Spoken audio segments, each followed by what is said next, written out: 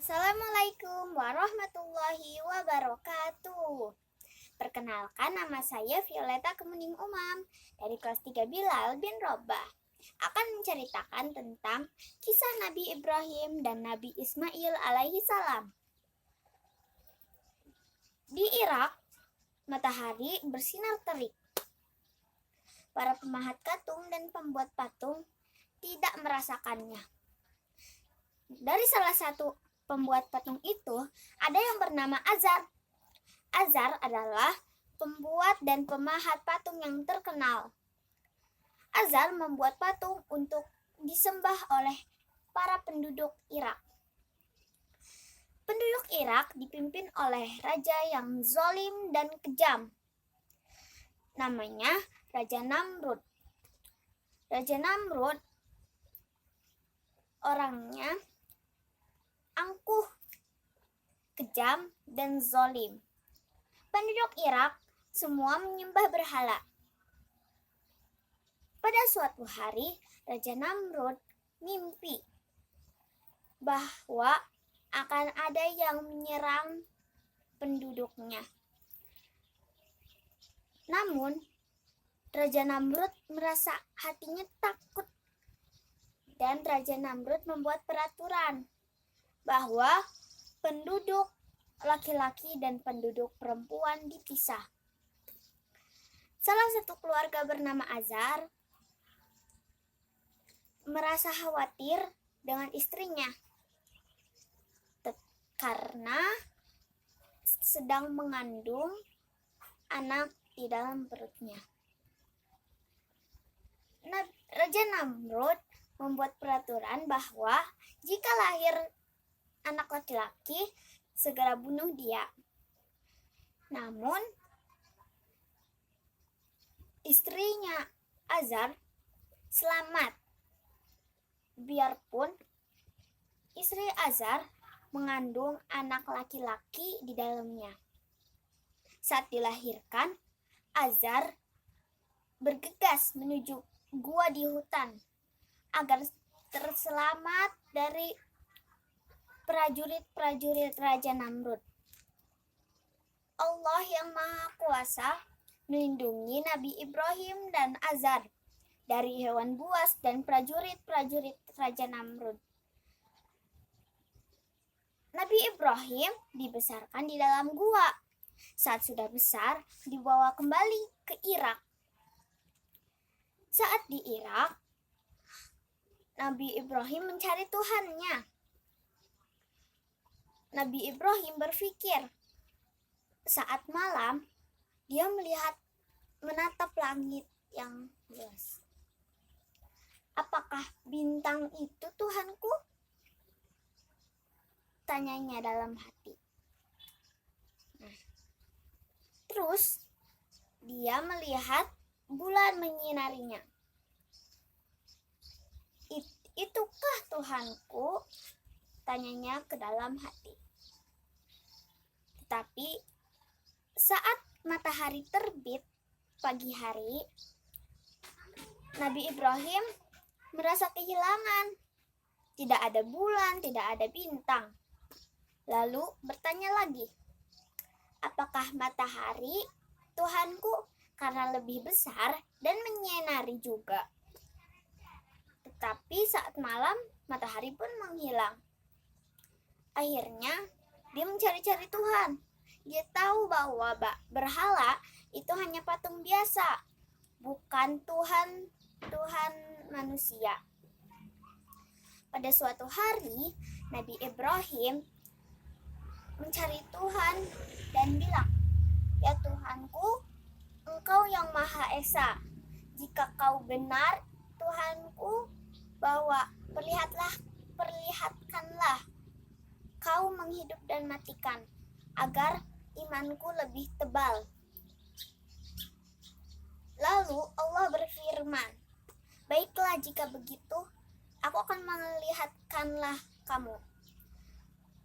Wahai Ibrahim, ambillah 4 burung dan potonglah kecil-kecil dan menjadi satu, disimpan di 4 bukit yang berjauhan. Lalu Nabi Ibrahim itu melakukan tugasnya. Nabi Ibrahim habis itu memanggil burung-burung itu yang di bukit berjauhan. Lalu atas kekuasaan Allah Subhanahu wa taala, Nabi Ibrahim dapat memanggil burung itu dan burung itu menjadi burung yang utuh seperti semula. Nabi Ibrahim kagum dengan kekuasaan Allah Subhanahu wa taala. Lalu Nabi Ibrahim diangkat menjadi nabi rasul. Nabi Ibrahim pergi pulang ke rumahnya. Melihat ayahnya sedang membuat patung. Biarpun Nabi Ibrahim disuruh mengantarkan patung-patung untuk disembah, tetapi Nabi Ibrahim tetap menghormati ayahnya, sang pembuat patung. Biarpun Nabi Ibrahim tidak percaya dengan berhala, Nabi Ibrahim tetap menghormati ayahnya.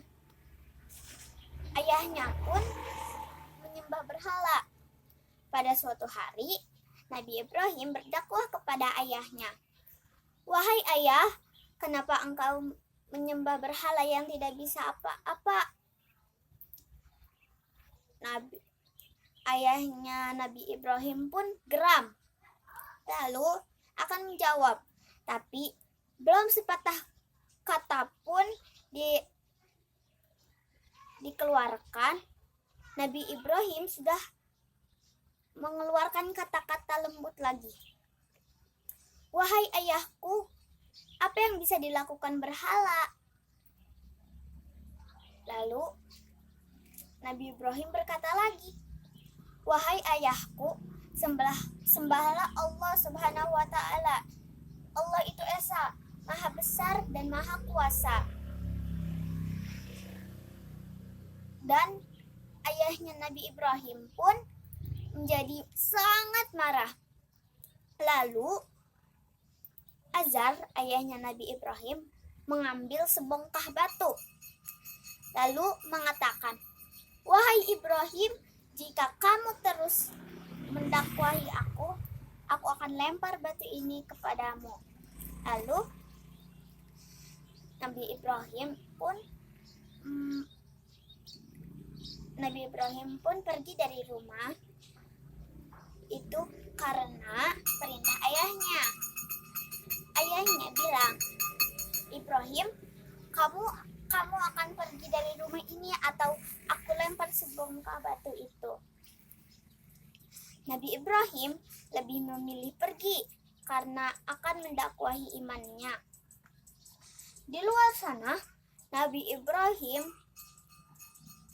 mendakwahi penduduk Irak. Semua penduduk didakwahi oleh Nabi Ibrahim.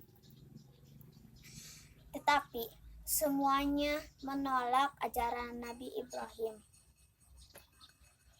Pada suatu hari, di hari raya, semua penduduk Irak ke kota dan akan berkemah selama berhari-hari. Nabi Ibrahim pun izin kepada rakyat penduduk Irak bahwa dia tidak akan ikut karena dia sakit. Dan penduduk yang lain takut sakitnya menularkan.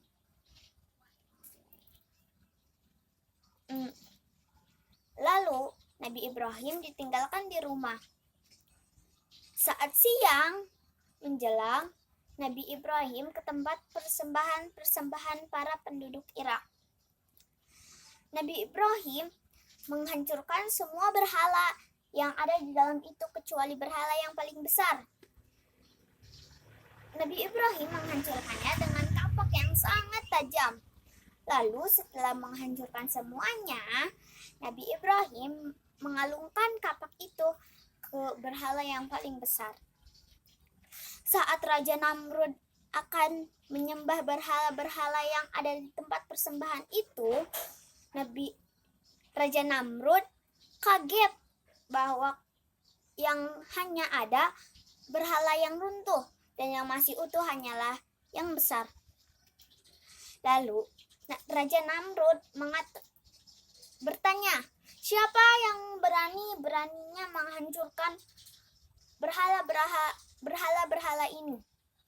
Lalu ada seseorang yang bilang, yang berani menghancurkan berhala-berhala ini, dia termasuk orang yang zalim.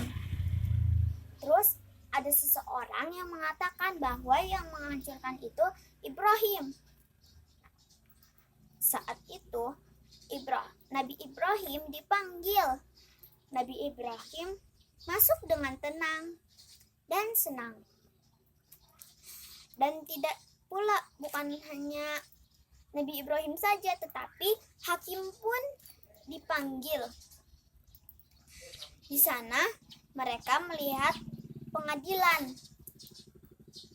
Terus Raja Namrud bertanya kepada Nabi Ibrahim, "Wahai Ibrahim, apakah benar kamu yang menghancurkan berhala-berhala ini?" tanya Raja Namrud. Nabi Ibrahim pun menjawab, "Tanyakanlah kepada berhala yang masih utuh itu." Nah, terus Raja Namrud pun menjawab kembali. Mana bisa berhala itu menjawab? Kan dia tidak bisa minum, makan, kata-kata pun tak bisa. Terus Nabi Ibrahim pun senang dengan kemenangannya. Lalu Nabi Ibrahim mengatakan, "Lalu mengapa kalian menyembah berhala? Dia kan tidak bisa apa-apa," tanyanya. Nah, Raja Namrud kan menjadi geram. Nabi Ibrahim pun mengatakan lagi, "Sembahlah Allah yang Maha Esa, karena Allah lah yang mempunyai kekuasaan. Allah yang menciptakan laut, bumi dan seisinya, dan menciptakan planet-planet untuk kita sembah. Lalu, mengapa kalian tidak menyembah Allah saja? Kan Allah itu satu, tidak boleh ada yang disembah selain Allah." Lalu Raja Namrud pun menjadi marah dan akan menghukum Nabi Ibrahim, menghukum mati. Nanti Nabi Ibrahim akan dibakar oleh Raja Namrud, dibakar hidup-hidup. Hari-hari yang akan datang, hari-hari sebelum Nabi Ibrahim dibakar, Nabi Ibrahim pasrah kepada Allah Subhanahu wa Ta'ala. Pada suatu hari, Nabi Ibrahim dipanggil oleh Raja Namrud untuk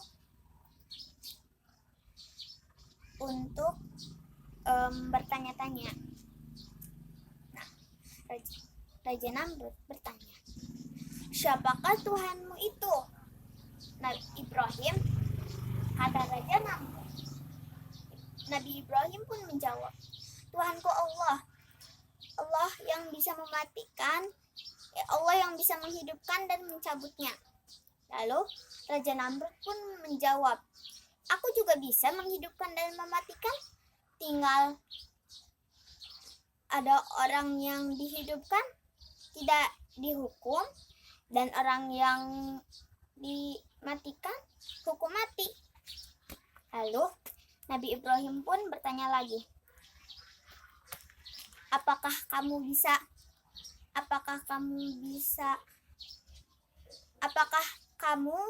bisa memindahkan matahari dari timur ke barat?" tanya Nabi Ibrahim. Nah, Raja Namrud pun diam. Raja Namrud tak bisa memindahkan matahari timur ke barat. Lalu Nabi Ibrahim disuruh pulang. Tiba hari Nabi Ibrahim dibakar. Nabi Ibrahim tenang Nabi Ibrahim hanya tenang saja. Lalu orang-orang pada menonton bahwa sebelum dimasukkan ke kobaran api, Nabi Ibrahim pun berdoa, "Ya Allah, selamatkanlah aku dari kobaran api ini." Terus Allah mengabulkannya dan berfirman, "Wahai api, jadilah dingin." Seketika saat Nabi Ibrahim masuk ke dalam api itu selama 50 hari, Nabi Ibrahim tidak ada cedera, sakit atau apapun. Saat 50 hari kemudian dilihat sebongkah kayu itu, ada suara krek-krek. Ternyata Nabi Ibrahim keluar dari kayu itu. Terus Nabi Ibrahim melenggang. Para penduduk kaget dengan keadaan Nabi Ibrahim alaihissalam. Tetapi Nabi Ibrahim hanya lenggang saja, tidak berkata sepatah kata pun. Lalu Nabi Ibrahim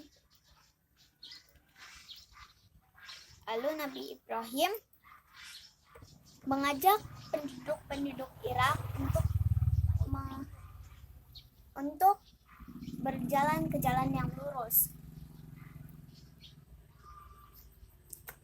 Terus ada setengah penduduk Irak itu hatinya berasa iman kepada Allah Subhanahu wa taala. Terus karena setiap langkah Nabi Ibrahim diawasi dengan para prajurit Raja Namrud, akhirnya Nabi Ibrahim memutuskan berhijrah ke Palestina. Saat sampai di Palestina, Nabi Ibrahim menikah dengan wanita yang bernama Sarah. Sarah, wanita yang jelita, yang cantik pula. Pada suatu di Palestina itu, di Mesir, dipimpin oleh raja yang zalim. Raja itu suka menculik para perempuan, biarpun lajang atau sudah menikah. Salah satu yang terkena itu adalah Sarah. Sarah adalah istri Nabi Ibrahim yang pertama. Saat diculik itu, di kerajaan itu Allah melindungi Sarah. Raja tidak pernah menoel Sarah. Saat raja ingin menoel Sarah, gagal terus. Lalu karena seperti itu, Sarah dibebaskan dan diberi hadiah dengan budak yang bernama Hajar. Saat pulang, Sarah dan Nabi Ibrahim pun kembali bergembira, tetapi karena tidak dikaruniakan seorang buah hati, jadi Nabi Ibrahim menikah dengan Hajar. Karena itu perintah Sarah. Saat mempunyai anak, Sarah menjadi cemburu dengan Nabi Ibrahim dan Hajar. Lalu Nabi Ibrahim ada firman dari Allah bahwa bawa Hajar dan Ismail ke Mesir. Lalu saat untanya berhenti, Hajar dan Ismail diperintahkan turun dari unta. Lalu Ismail kan kehausan, jadi Hajar menyusui terus Ismail. Saat ASI Hajar habis. Jadi Hajar itu berlari ke Bukit Safa dan Marwah sebanyak 7 kali. Nah, Ismail pun menangis. Oe, oe. Nah, lalu Ismail kan nangis. Di dekat telapak kakinya ada air yang memancar. Lalu air itu keluar dengan deras. Nah, Hajar lalu lari ke dekat anaknya Ismail dan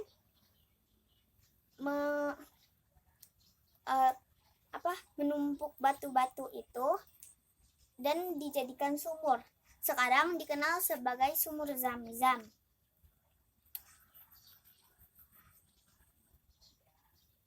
Ketika Nabi Ismail beranjak besar, Nabi Ismail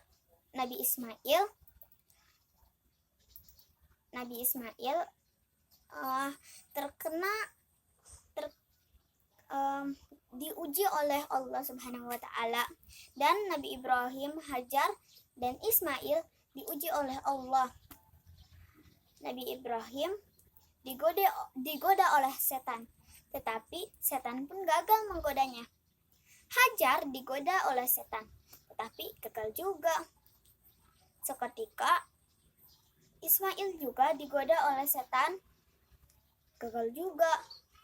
Nah, saat mimpi, Nabi Ibrahim bermimpi bahwa ada perintah dari Allah untuk menyembelih Ismail.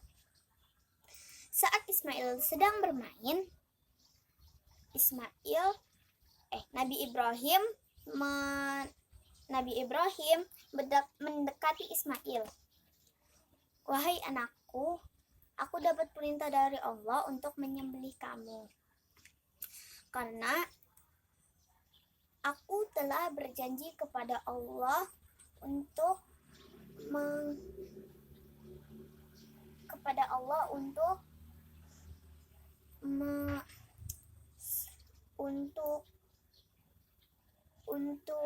memberikan barang berharga kepada Allah.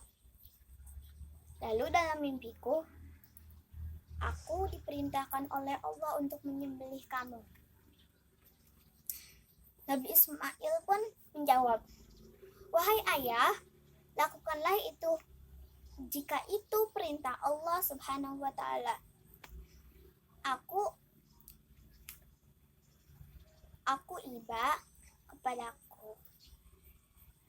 iba jika aku disembelih olehmu. Terus sebelum disembelih, Nabi Ismail berpesan kepada ayahnya agar menajamkan pisau itu dan mengikat tangan dan kakinya agar nanti sakitnya itu terasa ringan. Saat akan disembelih, datanglah malaikat Jibril dari surga membawa domba dan berkata, wahai Ibrahim, sembelihlah domba ini, gantilah Ismail dengan domba ini. Lalu Nabi Ibrahim senang dan menyembelih dombanya.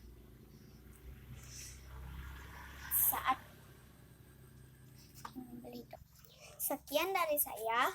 Wassalamualaikum warahmatullahi wabarakatuh.